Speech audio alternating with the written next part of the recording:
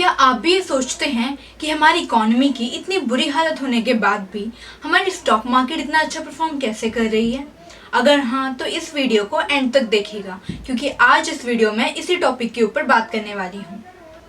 Hello everyone, मेरा नाम है शिल्पा और मैनेजमेंट एजुकेशन रिलेटेड वीडियोस को देखने के लिए और बिजनेस न्यूज़ को इजी एंड एजुकेशनल पर्सपेक्टिव से समझने के लिए सब्सक्राइब कीजिए मेरा चैनल और हाँ, बेल आइकन को प्रेस करना मत भूलिएगा मेरी लेटेस्ट वीडियोस की नोटिफिकेशन के लिए।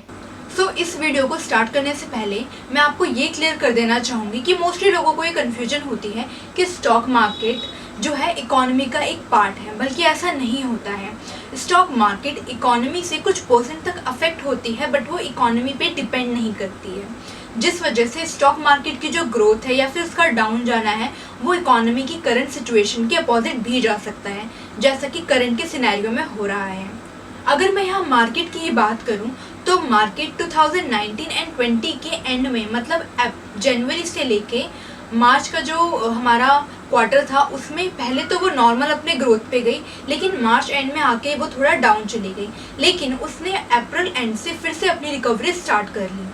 यहाँ पे जैसे कि हम देख रहे हैं कि कोरोना वायरस की वजह से जहाँ 3 मिलियन से ज़्यादा लोगों की जॉब जा चुकी है और 2-4 इंडस्ट्रीज़ को छोड़ के ऑलमोस्ट सारी इंडस्ट्री बहुत ज़्यादा लॉस फेस कर रही है और कुछ को तो अपने ऑपरेशंस बंद करने पड़ रहे हैं। तो जब इंडस्ट्री का इतना बुरा हाल है तो ये स्टॉक मार्केट इतना अच्छा परफॉर्म कैसे कर रही है? तो इस चीज़ को समझाने के लिए मैं आपके सामने 2 पॉइंट्स रखना चाहूँगी। पहला पॉइंट है यहाँ पे not able to see the current picture, मतलब हम मार्केट की करंट पिक्चर और सिनेरियो को देख नहीं पा रहे हैं। इस चीज़ को समझाने के लिए पहले मैं आपको ये बताना चाहूँगी कि जब भी शेयर मार्केट में इन्वेस्ट करते हैं, चाहे वो कोई नया इन्वेस्टर हो या एग्जिस्टिंग इन्वेस्टर हो, तो वो डिसीजन ये कैसे लेता है कि उसे कब, कहाँ, कितने और कैसे पैसे अपने इन्वेस्ट करने हैं।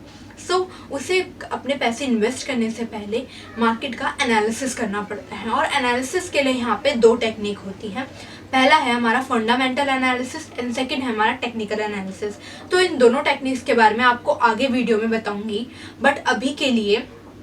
मैं ये बताना चाहूँगी कि ये दोनों जो एनालिसिस की टेक्निक है इसके लिए हमें डेटा की नीड पड़ती है, और डेटा के लिए हम जानते हैं कि कोई भी कंपनी अपना डेटा क्वार्टरली पब्लिश करती है। मार्च के बाद, मतलब फाइनेंशियल ईयर 2020 एंड 21 का कोई भी डेटा भी पब्लिश नहीं हुआ है, मतलब क्वार्टर 1 का भी डेटा पब्लिश नहीं हुआ है। तो हमारे पास राइट नाउ कंपनी की कोई भी डेटा नहीं है, उनका करेक्ट पिक्चर नहीं है कि कंपनी को आखिर कितना प्रॉफिट हो रहा है या कितना लॉस हो रहा है। यहाँ पे जो हमारे इन्वेस्टमेंट डिसीजन है हम ये कैसे ले रहे हैं, हम ये थ्रू न्यूज़ और अपनी अजम्पशन से ले रहे हैं। फॉर सपोज XYZ इतना प्रॉफिट अर्न कर रही है या फिर इतना लॉस अर्न कर रही है, हमारे पास ये न्यूज़ आई, बट एग्जैक्टली हमें ये नहीं पता कि वो कितने रुपए से अर्न कर रही है, कितने करोड़ से अर्न कर रही है, कितने करोड़ से लॉस कर रही है। तो यहाँ पे हम अपनी अजम्पशन और न्यूज़ के बेस पे ही अपना इन्वेस्टमेंट डिसीजन लेते हैं। नेक्स्ट पॉइंट है मेरा यहाँ पे इन्वेस्टर्स बायस बिहेवियर। कई बार इन्वेस्टर्स के बायस बिहेवियर की वजह से यहाँ पे स्टॉक मार्केट इफेक्ट हो जाती है। इन्वेस्टर ओवर कॉन्फिडेंट हो जाता है फ्यूचर को लेके। अगर मैं यहाँ पे कोविड की बात करूँ तो जैसे कि ये न्यूज़ आई कि वैक्सीन बन चुकी है और उसकी टेस्टिंग स्टार्ट होने वाली है, या फिर लॉकडाउन खुलने वाला है और इकोनॉमिक एक्टिविटीज स्टार्ट होने वाली है। इस वजह से भी इन्वेस्टर्स के अजम्पशन और उसकी ओवर कॉन्फिडेंस की वजह से यहाँ पे शेयर मार्केट इफेक्ट होती है। फॉर सपोज कि ये न्यूज़ आई कि लॉकडाउन 5 में सब कुछ खुल जाएगा, तो यहाँ पे क्या होगा कि लोगों को ये उनका बिहेवियर ऐसा बन गया है कि मतलब सब कुछ खुल जाएगा तो अब सारी एक्टिविटी स्टार्ट हो जाएंगी, जिस वजह से वो मार्केट का प्राइस बढ़ जाता है। बेशक फ्यूचर में जाके वो इंडस्ट्री अच्छा परफॉर्म नहीं कर रही या फिर लॉकडाउन खुलने के बाद वो अच्छा परफॉर्म नहीं कर रही है, लेकिन इन्वेस्टर के ऐसे बाइस बिहेवियर की वजह से स्टॉक मार्केट अल्टीमेटली अफेक्ट हो गई। क्योंकि जब बहुत सारे इन्वेस्टर एक साथ आते हैं और उनके बिहेवियर की वजह से, मतलब उनका एक म्यूचुअल बिहेवियर है कि लॉकडाउन खुल गया मतलब अब सब कुछ खुल जाएगा और प्रोडक्शन होगा और हम शेयर के प्राइस बढ़ेंगे, तो वो लोग आके अपना जितने भी इन्वेस्टमेंट थी उन्होंने शेयर मार्केट में लगा दी, तो उनके बिहेवियर की वजह से यहाँ पे स्टॉक मार्केट अफेक्ट हुई है। कई बार इनके ऐसे बिहेवियर की वजह से भी स्टॉक मार्केट बहुत अफेक्ट होती है। जो पॉइंट्स मैंने आपको बताए उसका अल्टीमेटली रीज़न यही था कि हमारे पास किसी भी बिजनेस को लेके करंट इमेज नहीं है, क्योंकि अभी हमारे पास फाइनेंशियल ईयर 2020 एंड 21 का क्वार्टरली कोई भी डेटा पब्लिश नहीं हुआ है। जब भी डेटा पब्लिश होगा तब हमारे पास बिजनेस की करंट इमेज होगी कि कोई सा बिजनेस कितना प्रॉफिट कर रहा है या कितना डाउन में जा रहा है और उस अकॉर्डिंग अपने डिसीजन लेंगे।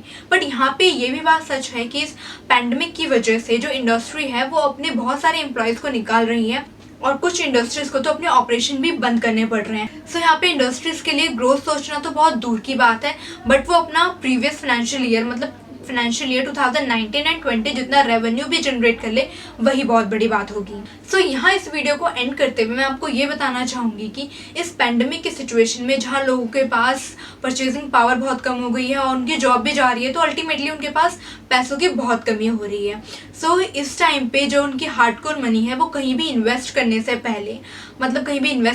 पहले और उनका इंटरेस्ट के लालच में कोई भी जल्दबाजी ना करें, अच्छे से मार्केट को एनालिसिस करें। सिर्फ शेयर मार्केट की नहीं, अगर आप बैंक में, म्यूचुअल फंड में या कहीं भी अपने पैसे इन्वेस्ट कर रहे हैं तो उससे पहले अच्छे से मार्केट को एनालिसिस कर लें और किसी ट्रस्टेड बैंक या इंस्टीट्यूट में ही अपने पैसे इन्वेस्ट करें जिसकी वजह से आपके पैसे खराब ना जाएं। क्योंकि ऐसे सिचुएशन में बहुत देखने को आता है कि जब बिजनेस इतने लॉस हो रहे हैं तो कोई बहुत बड़ी बात नहीं है कि जो बैंक है उनको भी लॉस हो सकता है। तो अपने पैसे को किसी ट्रस्टेड बैंक या इंस्टीट्यूट में ही इन्वेस्ट करें। सो आई होप आपको ये वीडियो इन्फॉर्मेटिव लगी हो, और अगर आपको ये वीडियो पसंद आई है so don't forget to like this video, share this video and subscribe my channel.